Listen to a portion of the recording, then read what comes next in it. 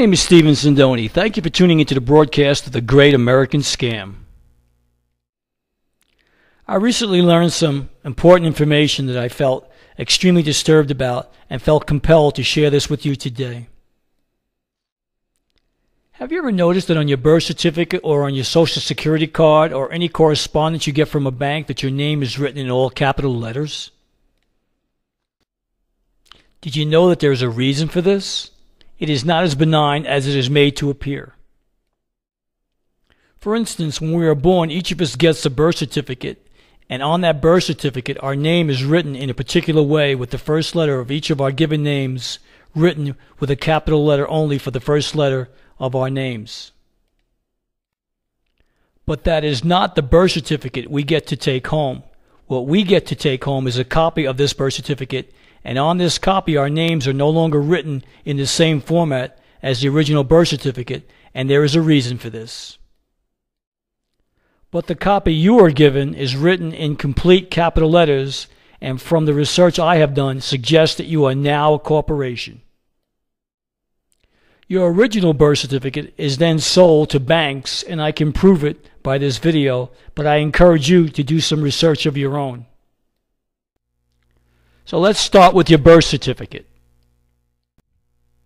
Since the early 1960s, state governments themselves specially created juristic corporate persons, signified by all caps, have issued birth certificates to persons with legal fiction all cap names. This is not a lawful record of your physical birth, but rather the birth of the juristic all caps name. Now let's examine what happens when a child is born. When a child is born, the hospital sends the original, not a copy of the record of live birth, to the State Bureau of Vital Statistics, sometimes called the Department of Health and Rehabilitative Services, HRS. Each state is required to supply the United States with birth, death, and health statistics. The state agency that receives the original record of live birth keeps it and then issues a birth certificate in the corrupted, all-caps version of the baby's true name, example, James Wilbur Smith.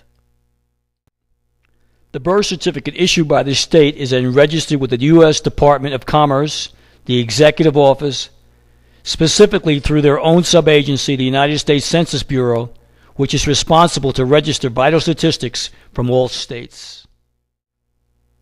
The word registered, as it is used within commercial or legally based equity law, does not mean that the all-caps name was merely noted in a book for reference purposes.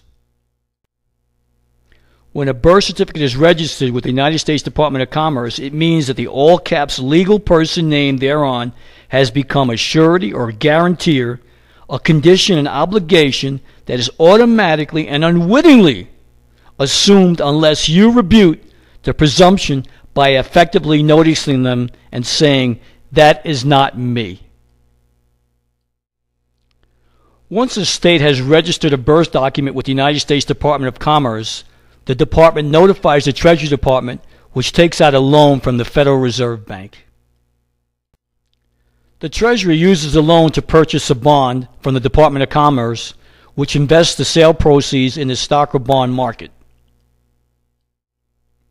And the Federal Reserve Bank holds a purchase money security interest in the bond. The Treasury Department then issues Treasury securities in the form of Treasury bonds, notes, and bills, using the bonds as surety for the new securities. This cycle is based on the future tax revenues of the legal person whose name appears on the birth certificate. And this device is initiated simply by converting the lawful true name of the child into a legal juristic name of a person using all cap letters. The birth certificate is the government's self-created document of title for its new property. It is not difficult to see that a state-created birth certificate with an all-caps name is a document evidencing debt the moment it is issued. Have I gotten your attention now? Are you pissed off? Are you mad? Now let's unravel the great American scam. In simple terms, all future labor and tax revenues have been legally pledged via the new all-caps juristic persons' names appearing on the birth certificates. Example, the securities used as collateral for loans of credit to pay daily operational costs, reorganization expenses in bankruptcy, insurance policy premiums required to float the bankrupt government, and interest on the ever-increasing, wholly fraudulent debt. This is further compounded when one voluntarily obtains a driver's license or a Social Security account number. The state even owns your personal and private life through your state-issued marriage license, certificate issued in all-cap names. You have no rights in birth, marriage, or even death. When you fully realize that your lawful Christian name of birthright has been replaced with a legal corporate name of deceit and fraud, you'll begin to understand the full scope of the great American scam. It may appear to be your true name, but since no proper name is ever written in all caps, either lawfully or grammatically, it does not identify who you are. So now that you know, what can you do about it? You can start by taking your sovereignty back from the government. The first step in obtaining back your independence is by demanding a certified copy of your birth certificate, one in which your name appears in lowercase, not in all cap letters. The government's use of all cap letters in place of proper names is absolutely no mistake.